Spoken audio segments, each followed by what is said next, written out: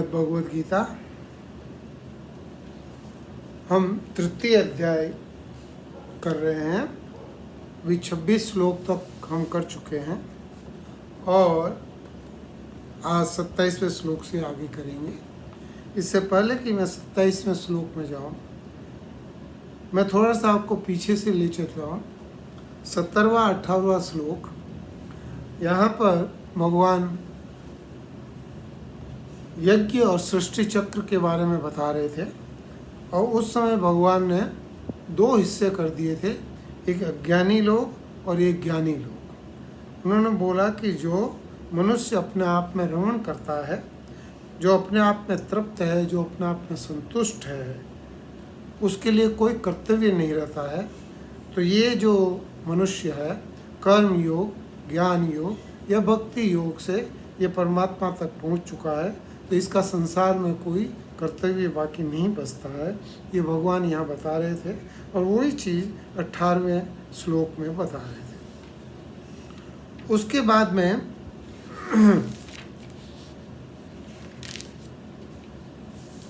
भगवान ने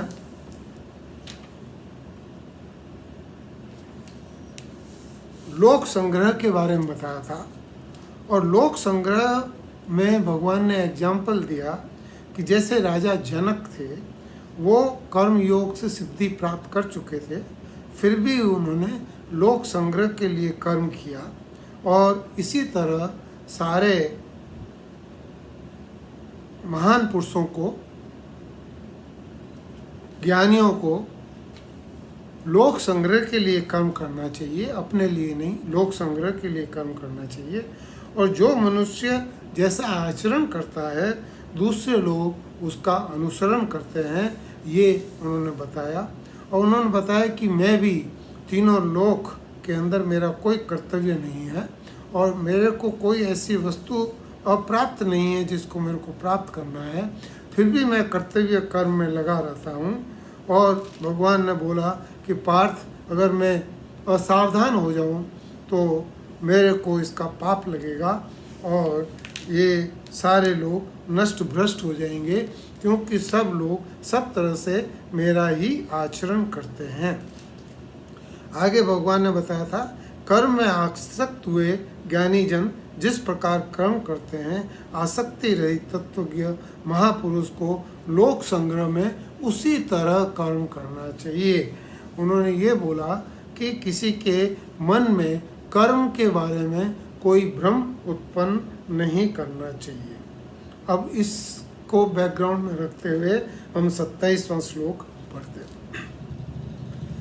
प्रकृते कीर्यमाणानि गुणे कर्माणि सर्वश अहंकार विमूढ़ात्मा कर्ताहमिति मन्यते।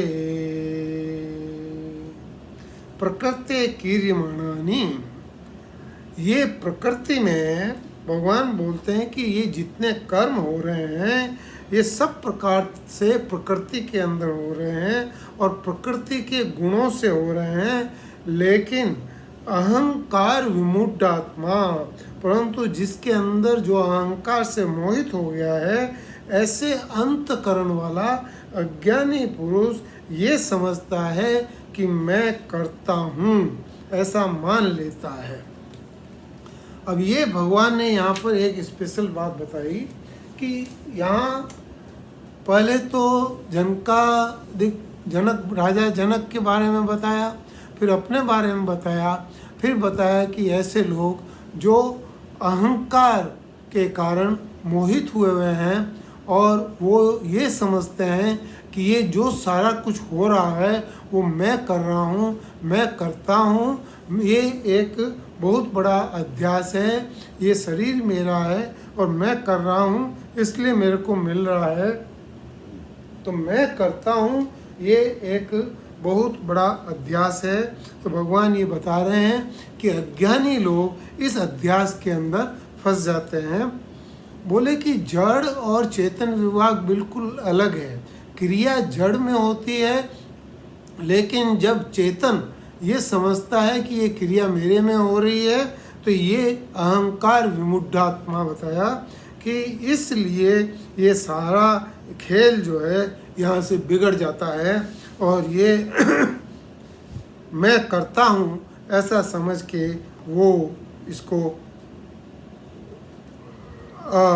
अपने आप को भगवान, अपने आप को कर्ता भोक्ता महेश्वर ये अपने आप को समझ लेता है। 28वां श्लोक। तत्त्ववितो महाबाहो गुण कर्म विभागयो गुणागुणेषु वर्तन्त इति मत्वा न सज्जते। तो कहते हैं कि इसका मतलब कि ये जो महापुरुष लोग हैं ये फिर ये क्या अहंकार के अंदर नहीं आते हैं? तो यहाँ पे बताया कि जो महापुरुष लोग हैं ये, हे अर्जुन, हे महाभाव, ये समझो कि गुण विभाग और कर्म विभाग को तत्व से जानने वाला, जो गुण को जानता है, जो कर्मों को जानता है, ऐसा तत्व से जानने वाला ये कहता है कि गुण गुणों में बरत रहे हैं, गुणा गुणेषु वर्तन्त, गुण गुणों में बरत रहे हैं और इससे मेरा कोई लेना देना नहीं है।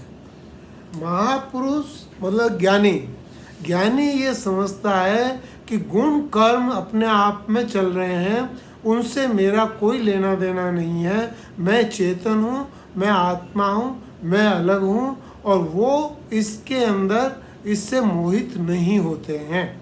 तो ये जो है ये एक विशेष बात यहाँ पे बताई है कि अज्ञानी लोग कैसे मैं करता हूँ ये समझ के काम करते हैं और जो ज्ञानी लोग हैं वो ये समझते हैं कि गुण गुणों में बरत रहे हैं, कर्म कर्मों में बरत रहे हैं, इसलिए वो इसके अंदर मोहित नहीं होते हैं, बोलते हैं ये हमारे से अलग है। तो इसका क्या फल मिलता है? ये मतमिदम नहीं, प्रकृते गुण सम्मूढ़ा संजते गुण कर्मसु तान क्रस्सन् विदो मंदान क्रस्सन् भिन्न विचालये। 29 श्लोक ये कहता है प्रकृति गुण सम्मूढ़ा, प्रकृति जन्य जो गुण हैं इसमें अन्य अत्यंत मोहित हुए अज्ञानी मनुष्य गुणों और कर्मों में आसक्त रहते हैं, जैसा कि पहले बताया था। अब बोला कि उन पूर्णतया न समझने वाले तान कृष्ण विदो मंदान, मंदान ये मंद बुद्धि वाले अज्ञानी को पूर्णतया जानने वाले जो लोग हैं, ज्ञानी लोग, जो ज्ञानी लोग ये समझते हैं कि गुण गुणों में और कर्म कर्मों में चल रहे हैं, ये उनको, उन लोगों को विचलित नहीं करे। देखिए इसको थोड़ा ठीक ठीक से समझिए। इन 3 श्लोक में भगवान ने वही बात की है जो भगवान ने पहले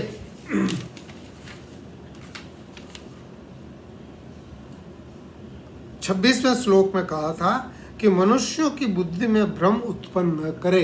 कौन? कि ये महापुरुष लोग। यहीं पर यहाँ पर भी यही बताया कि जो अज्ञानी लोग हैं वो अहंकार के अंदर मोहित होके और ये समझ बैठते हैं कि मैं करता हूँ, और जो ज्ञानी लोग हैं वो जानते हैं कि मैं करता नहीं हूँ, इसलिए वो कहते हैं गुण गुणों में ये प्रकृति के हैं, गुण भी प्रकृति के हैं, कर्म भी प्रकृति के हैं, कोई गुण भगवान तक नहीं पहुंच सकता, कोई कर्म भगवान तक नहीं पहुंच सकता। जैसे सूर्य तक अंधकार नहीं पहुंच सकता, ऐसे ही कोई गुण या कर्म भगवान तक नहीं पहुंच सकता।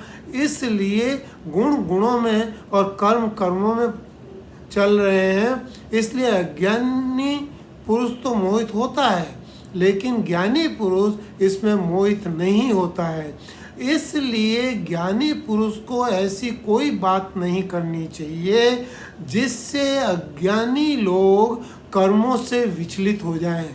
जो कर्मों में भ्रम पैदा कर दे, कर्मों में संशय पैदा कर दे, ऐसी कोई भी बात ज्ञानी लोगों को लोगों के सामने नहीं करनी चाहिए। उनको ध्यान रखना चाहिए कि लोग कर्मों के अंदर अव्यवस्थित नहीं हो जाएं, या वो कर्मों से उनकी विरक्ति नहीं हो जाए। तो इसलिए उनको सावधानी पूर्वक ये चीज़ समझानी जरूरी होती है। तो ये चीज़ यहाँ पे बता रहे हैं कि भगवान ये बोल रहे हैं कि ये जो चीज़ है ये बहुत इम्पोर्टेंट है, और इसको ये सिद्धांत है। भगवान बोलते हैं, राम सुखदास जी, ये सिद्धांत है कि संसार में पदार्थ और क्रिया से अलग होने पर संसार का ज्ञान होता है, कि जब आप किसी चीज़ से अलग होते हैं तब आपको उसका ज्ञान होता है। तो ऐसे परमात्मा के एक होने पर परमात्मा का ज्ञान होता है। कारण यह है कि वास्तव में हम संसार से अलग हैं और परमात्मा से एक हैं।